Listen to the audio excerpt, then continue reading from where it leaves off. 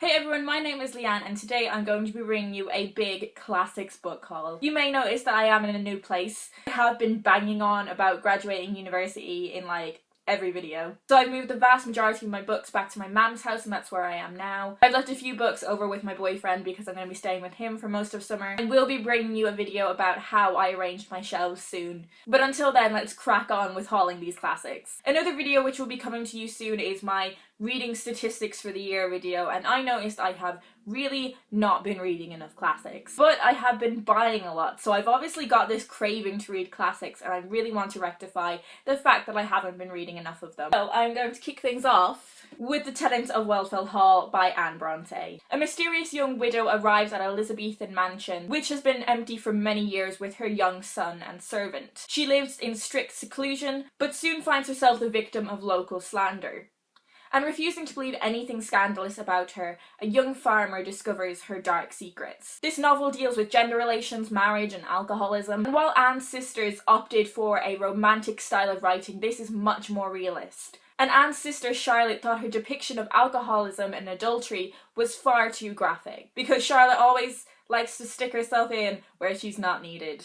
Anyway, next I have two Jane Austen novels. First up I have Mansfield Park. This novel follows a young girl named Fanny Price, starting when her overburdened family send her at age 10 to live with her wealthy aunt and uncle, all the way through to her marriage. I've heard a lot of critical things about Mansfield Park, and I do remember over the course of my degree there being a lot of discussion of its depiction, or perhaps lack of depiction, of slavery. I am gradually on a mission to read all of Jane Austen's novels, hence why I also picked up a copy of Sense and Sensibility. I actually already have this in a Penguin cloth bound, but I absolutely love the Penguin English Library books. They are my favourite editions of books to collect, and I have a problem with buying multiple editions of the same book, particularly when it comes to Jane Austen.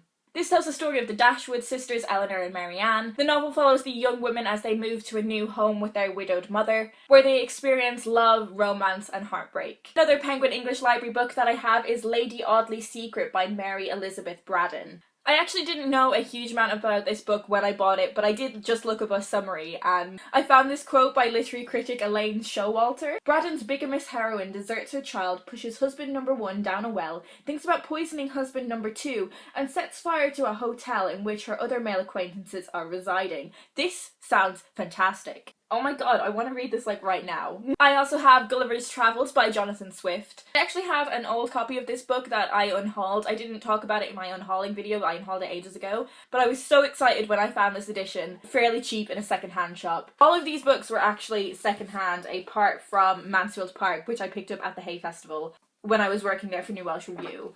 So this is a satirical novel about a man named Gulliver who just goes through a series of very odd encounters, particularly with the Lilliputians. The Lilliputians are very small people, and his interactions there change his outlook on life forever. And the final Penguin English Library book I have is D.H. Lawrence's Sons and Lovers, and I think this is one of the most beautiful Penguin English Library books I own. I cannot believe this was secondhand. It is in absolutely perfect condition. I'm just going to read you the blurb on the back of this one. A story of maternal love and sexual passion. I'm already game for this. Sons and Lovers tells of Gertrude Morrell, eager to love but swift to realise the mistake she has made in marrying Walter, a minor. As Walter spends more and more time drinking in the pub to avoid fighting with his wife, Gertrude must instead turn her capacity for love onto her sons, William and Paul. But her attentions, rather than encouraging her sons, begin to suffocate them. Only Paul can make the choice between his own romantic partners or the obsessive need of his mother. Sounds like a really interesting read, so I'm really looking forward to getting to this one. This background is looking far less pretty now that there's loads of gaps in it. Next I have the Oxford World Classics edition of The Playboy of the Western World and Other Plays by J.M. Synge. I don't actually know that much about J.M. Synge's plays, but there was a reason I picked this up. Back when I did history back in school, we did a lot about the Anglo-Irish literary revival, and it was one of my favourite aspects of studying Irish history. But we discussed a lot about J.M. Synge's The Playboy of the Western World. We didn't study the text or anything, but the history surrounding the play and the outrage it was met by when it was first performed. It was performed at the Abbey Theatre, which is a theatre set up by W.B. Yeats and Lady Gregory and some really important Irish writers. And The Playboy of the Western World was performed there, and it was met by riots because they thought it was an awful depiction of Irish people. They thought it depicted Irish people as murderous and violent and alcoholic. So I'm really interested to read it for myself and see what I personally think about it. Virginia Woolf, A Room of One's Own. I love A Room of One's Own. I read it maybe like a year ago.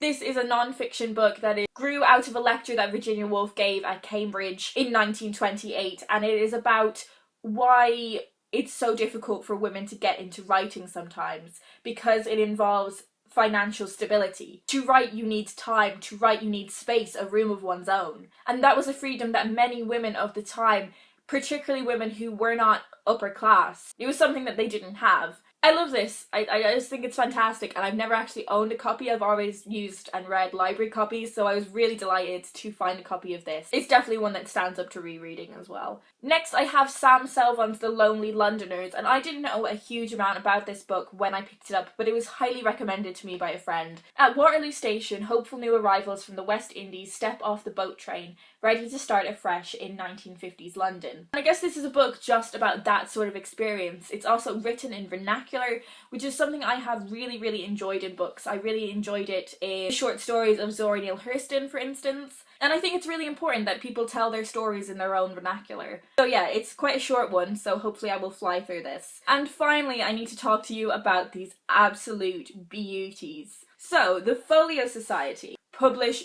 beautiful editions of books. They are quite pricey, but they come in this little sleeve, and they're beautiful. Look at them. It has always been like a little ambition of mine to own some books from the Folio Society, and while my boyfriend and I went book shopping, he managed to find these beautiful editions of Alice's Adventures in Wonderland and Through the Looking Glass for £10.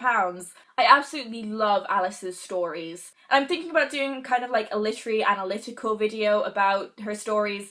If you're interested in that, do let me know. But these are beautiful hardbacks. The pages, like the paper that they use, is really nice, and the illustrations are gorgeous. I'm so excited to own these.